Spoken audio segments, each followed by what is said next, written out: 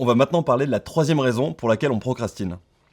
Celle où vous devez faire un truc un peu, voire très chiant, genre remplir un tableau Excel, rédiger un compte rendu ou je sais pas, faire vos notes de frais.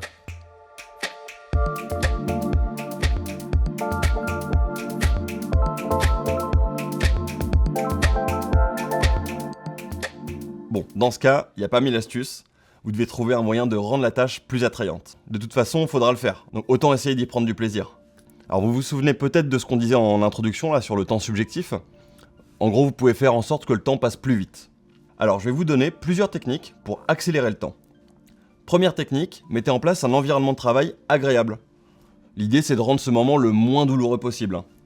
Préparez-vous un bon café ou un bon thé dans mon cas. Rangez votre bureau, si vous aimez quand c'est rangé, sinon vous pouvez garder votre bordel organisé.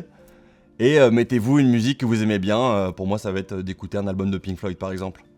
Vous pouvez même bouger si vous êtes en télétravail. Moi perso ça m'arrive d'aller bosser au café en bas de chez moi, dès que je dois faire mon reporting du mois par exemple. Deuxième technique, travailler en groupe. On a tous l'instinct grégaire, alors réunissez-vous avec des amis ou des collègues, les collègues sympas de préférence, et vous allez voir, ça va vous motiver. Tout à l'heure, on vous disait avec Bao et Guillaume que pour écrire, on s'était prévu un week-end dans la maison de campagne de mes parents en Normandie pour faire un premier jet du livre. Du coup, on s'était acheté des trucs bons à manger, on adore la bonne bouffe, et moi j'ai ramené du Lagavulin, c'est mon whisky préféré, et on s'est un peu baladé autour de la maison, et puis au final, on avait vachement avancé. Alors dans notre cas, on travaillait sur le même sujet, mais ça marche aussi si vous travaillez en groupe sur des trucs différents. En fait, ça marche aussi parce que vous allez ressentir quand même une pression sociale du groupe qui va vous pousser à travailler. En vrai, c'est plus difficile de rester affalé sur sa chaise en matant des vidéos sur YouTube quand il y a tout le monde autour de nous qui est en train de travailler plutôt sérieusement.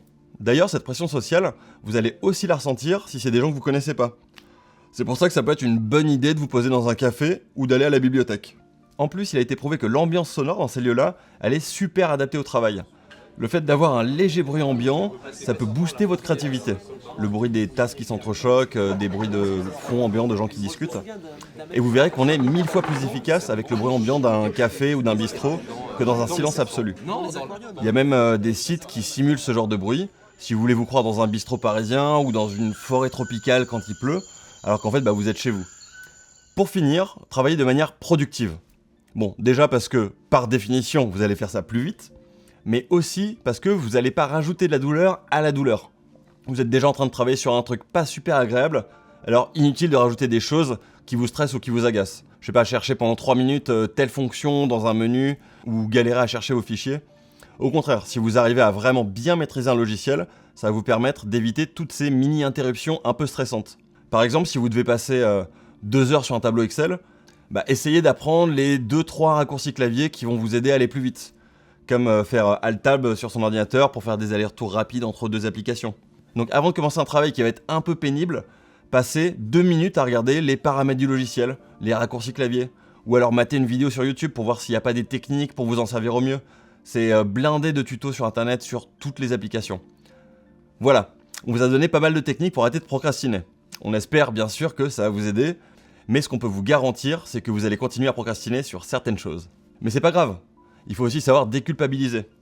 Tout le monde procrastine, et ça arrive même à des gens très bien. Il paraît même que Léonard de Vinci, lui, il procrastinait tout le temps, et qu'il finissait presque aucun tableau. Alors on peut pas vraiment dire que ça l'a empêché de faire des grandes choses. Et ouais, dans certains cas, procrastiner, c'est une attitude qui permet d'attendre le bon moment pour accomplir quelque chose. De laisser la place pour maturer une idée, et pour avoir plus de créativité.